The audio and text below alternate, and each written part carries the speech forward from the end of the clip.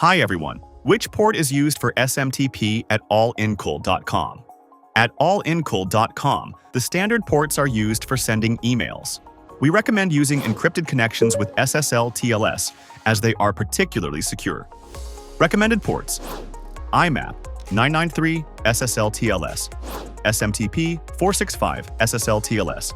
The server name is made up of your CAS username. For example, username is w0123456 and caserver.com. An example of the server name is w0123456.caserver.com. You can also check your individual email settings at any time by entering your domain or email address at allinkl.com/mail/.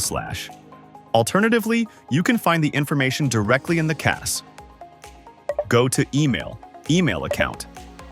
Click Edit for the desired mailbox. There, you will see the server name and other settings. In the new CAS, there is also an option called Setup Information. Here, you will find all the relevant data, such as server names, ports, and encryption settings, similar to what's shown at allinkl.com/mail/.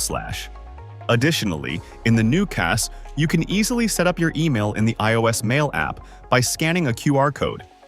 That's it! Set up your email securely with allinkl.com.